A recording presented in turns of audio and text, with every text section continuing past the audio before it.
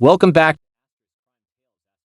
Today, we dive into the incredible and tragic story of Joseph Ligon, a man who was once the longest-serving juvenile prisoner in the United States. His journey is a haunting reminder of the complexities of justice, rehabilitation, and the concept of second chances. Grab your seat because this story is one of both darkness and hope. Joseph Ligon was born in the rural South in 1937. Raised in Alabama during a time of deep racial segregation, his early years were marked by hardship and poverty. His family later moved to Philadelphia, seeking better opportunities. But life in the city wasn't easy, and Joseph, like many other young black men at the time, found himself in a world filled with challenges. By the time Joseph was 15 years old, he was struggling to find his place. School wasn't a priority for him, and he soon found himself hanging around a rough crowd. In February of 1953, this association would change his life forever. On the night of February 20, 1953, Joseph Ligon and a group of teens went on a crime spree in Philadelphia. This night of chaos resulted in the deaths of 2 men and the serious injury of 6 others.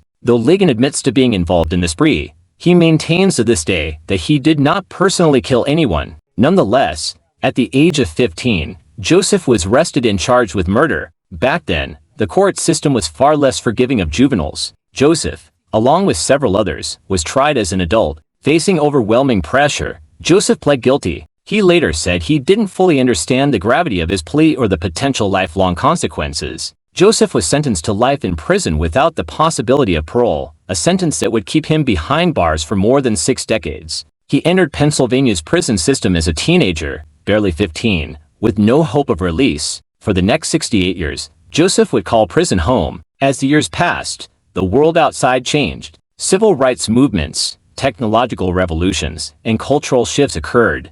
Yet Joseph remained locked away. His case would eventually become symbolic of the flawed system that often condemned juveniles to die in prison without considering their potential for rehabilitation. Joseph Ligon's case is pivotal in the broader discussion about juvenile justice in the United States. Throughout his time in prison, advocates for juvenile rights fought tirelessly to challenge life sentences for children. In 2012, the U.S. Supreme Court ruled that mandatory life sentences without the possibility of parole for juveniles were unconstitutional. However, this didn't automatically free Joseph. The wheels of justice moved slowly, and even after the 2012 ruling, it would take years before Joseph's case was reconsidered. In 2017, Pennsylvania's courts ruled that all juvenile lifers should be given a chance at parole. Joseph was offered parole, but he refused. Why, you might ask? Joseph Ligon was adamant that he would only leave prison as a free man, not under the restrictions of parole. In February 2021, after 68 years behind bars, Joseph Ligon finally walked.